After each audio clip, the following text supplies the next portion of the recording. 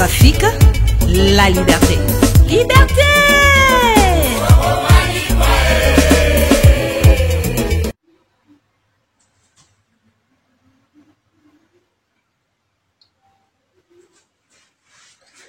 Bonjour, bonsoir, na bandeko nyonso obakolanda video na ngai na mokolo na lelo.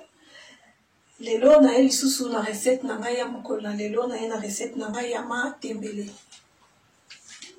Pona recette na ngai ya matembele na kolamba mokolo na lelo na sa matembele na ngai.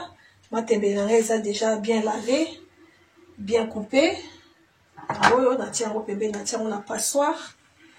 Na yango wana pona kolamba matembele na ngai.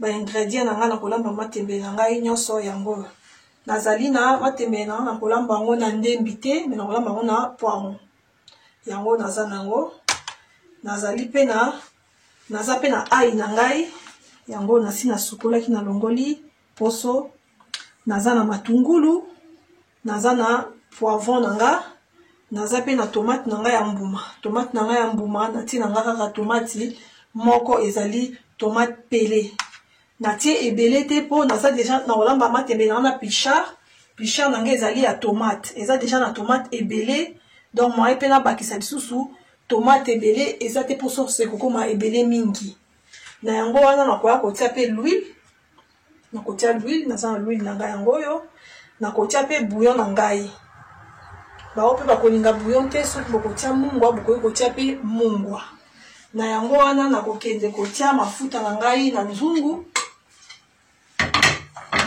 oyo nakolambela matembele nakotia mafuta na ngai na mesure selon quantité ya matembele oyo nazolamba natia mafuta na ngai na nzungu na yango wana nakoya kopelisa moto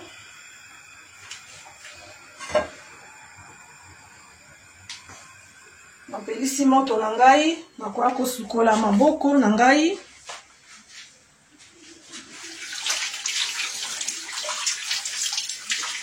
mpona kolamba matembele ya mokolo ya lelo na chaîne na biso ya Chati la Star TV. Merci mingi na bandeko nyonso oyo basi basabona na chaîne na biso pe bao non basabone te bon s'abonner massivement la chaîne na biso ya Chati la Star TV ba vidéo nyonso na kosala ya ndokomela bino na bandako na yango wana nakoya kokata matungulu na nga ngai mpona kolamba matembele na ngai nazokata matungulu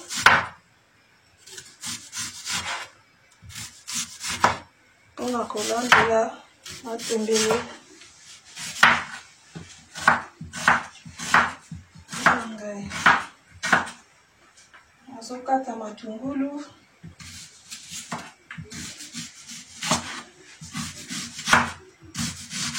mafuta na nga pe kuna na moto natie mwa moto moke po ezika te nakata matungulu mpona kolamba matembele na pichard nasisi kokata matungulu na nga nakoya kotia na mafuta natiaki moto makasi te po matungulu ezika te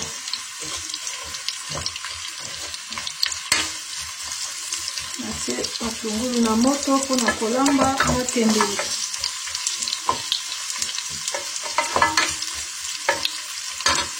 na yango wana nakoya kokata ai na ngai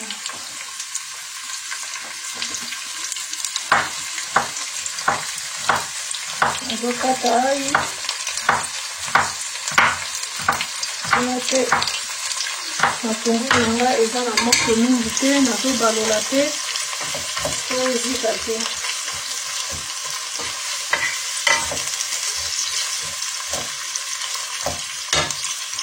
Je continue kokata aïe. On a kolamba recette nangai na chaîne na biso Sacha. Na sisi kokata aïe. Na koya kotia aïe nangai. Na nzungu oyo nazo kalingela matungulu mpona kolamba matembele. Natie aïe, nasangisi yango na matungulu. Nakoya kobatisa poiro. Bao pe balingi batia ndembi. Okoki kotia ndembi. Nga nazalaki na poiro. Nakotika yango ebela ensemble.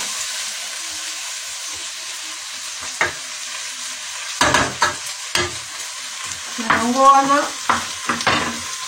nakokende na étape suivante. Nakokende kokata poivron nanga. Kokata poivron. On a kolamba matembele.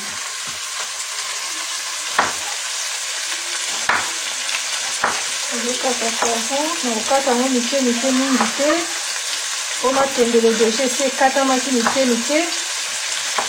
Soki ba ingrédients na ngai ba légumes oyo nakati yango mike ekolimwa na matembele, ekolimwa.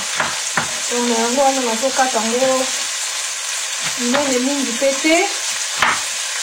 Mais moi na ba modèle oyo po emonana ntango biloko ekobela. Nazokata nape nazobalola po ezika te.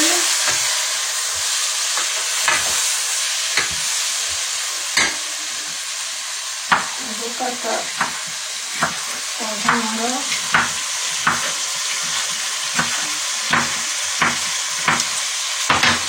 Nakoya kotia poivron.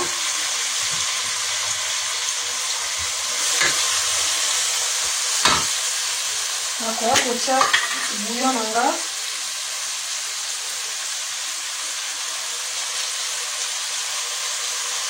Bouillon. Bao pe balingaka bouillon te. Botie na bino munga. Nazobalola na légume nanga oyo nakolambela lelo matembele.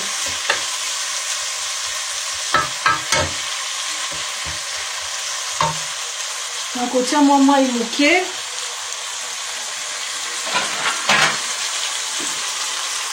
Po biloko nanga elemba.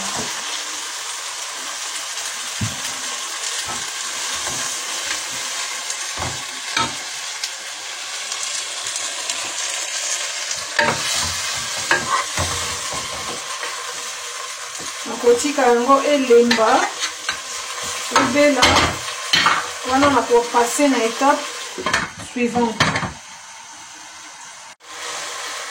Biloko nanga eza kobela. Ba ingrédients nanga oyo natiaki mpona kolamba matembele. Na kati awa natiaki l'huile na ngai. Nakataki matungulu. Nakati aïe. Nakati pe poivron nanga. Et puis natiaki na poireau. Donc bao pe bakolinga poireau te bokoki kotia ndembi. Na yango wana na tomate na ngai oyo natikaki moko mpona kolamba ngo na tomate ebele te. Déjà pilchard na ngai eza na tomate mingi se pe natie lisusu tomate ebele ekoma sauce ekoma ebele mingi. Donc yango natiaki tomate na ngai pene moko.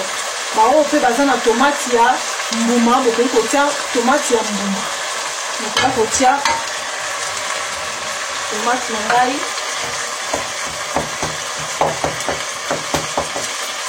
Tomate nanga nakati nakobalola lolenge oyo nakoya kotika yango etoka moke.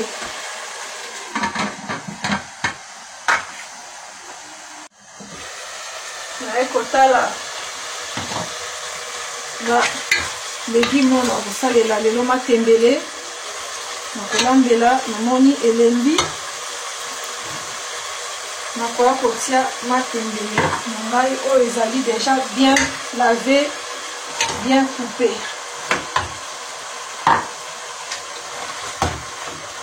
Tie matembele na ngai nakoya kobalola yango mpona sangisa yango kitoko. Nazobalola matembele tolenge oyo nazosangisa matembele na ngai ya lelo.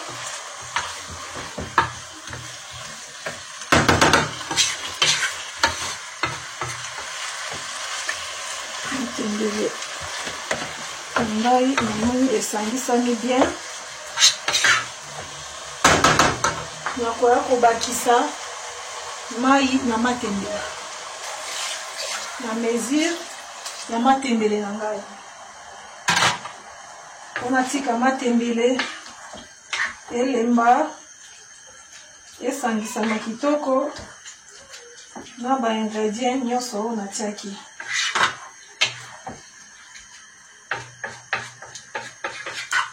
Nasala matembele na ngai na chaîne biso ya Chati la Star TV. Nakoya kobakisa lisusu mwa ndambo po matembele ifo ebela.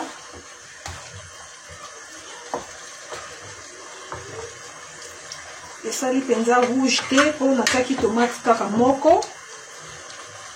Ntango nakokoma na etape ya pichard na ngai, pichard sauce wana ekosala matembele na ngai couleur moko ya kitoko. Nakoya komeka nongwa na nga bouillon na nga natiaki ekoki te. Nakobakisa bouillon natie na nga mungwa te, natie kaka bouillon. Nakobalola bouillon po ekota bien partout na matembele.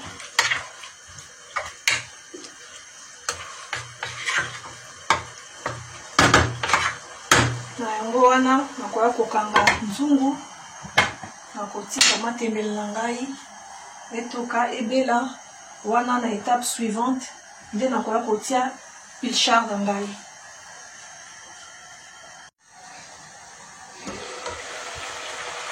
Natikaki matembele na ngai na moto, namoni ebeli kitoko elembi. Natiaki nano pichard na nga te po pichard ezalaka pete. Soki natiaki yango mbala moko elingaki elemba makasi, elingaki ebukana.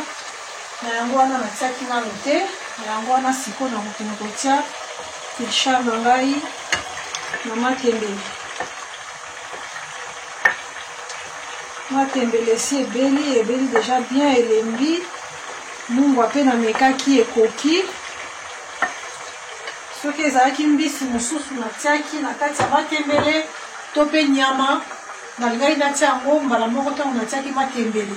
Mais loko eza pichard ezalaka pete, ezalaka makasi te. Soki natiaki yango mbala moko elingaki ebukana nyonso. Donc yango wana natikaki nano matembele na ngai ebela. Après naye kotia pichard na ngai ndenge natie boye. Nakoya kobalola yango, nakosangisa pichard na ngai na matembele, nakobuka mwa ndambu mingi te po nyonso pe ekoma potopoto te. Nakobalola yango ndenge oyo lokola nyonso eza déjà esi ebeli. Nakotika yango mwa moke etoka ekota bien pichard wana esangana bien na matembele na ngai oyo nasali na mokolo ya lelo. Nakokanga nzungu na ngai nakowumisa yango esu mingi te po nyonso esi ebeli. Donc pilchard pe ezaka déjà esi ebela. Donc natiki yango boye mwa ntango moke wana nakozonga nsima mpona kotia yango na sani po tokende kolia na mesa. Naye kotala matembele nanga natikaki na moto, natiaki pilchard tikaki yango moke po natikaki na matembele ebela ntango ebeli bien. Naye kotia pilchard na suka po epanzana makasi te po lokola ezalaka pete. Yango namoni matembele nanga ebeli kitoko. Mungwa pe nasi namekaki mungwa ekokaki na yango wana. Sikoyo nakoya kozwa mikili ngai pe natia biloko na ngai. Nakoya kokanga moto. Matembele nanga ebeli kitoko. Kusana moke s'il te plaît. Nakotia matembele nanga na sani na chaîne na biso ya Shatila Star TV. Matembele na lambi lelo na pilchard ebeli kitoko. Biso tokolia matembele na biso na fufu. Matembele bao pe balingi bokoki kolia yango na loso, ezalaka pe kitoko. Na eloko moko pe ekoki koakompanye na pembeni ndenge biso ekoakompanye biso lelo na Thomson na biso. Matembele nanga ebeli kitoko. Merci na bandeko nyonso oyo bakotala video na ngai ya mokolo na lelo. Napesi bino mbote mingi, merci na bino. Napesi pe merci mingi na cameraman oyo azwi lelo bilili ya mokolo na lelo. Napesi pe merci mingi. Wana tokutani mba na nsima. Bisous, bye bye.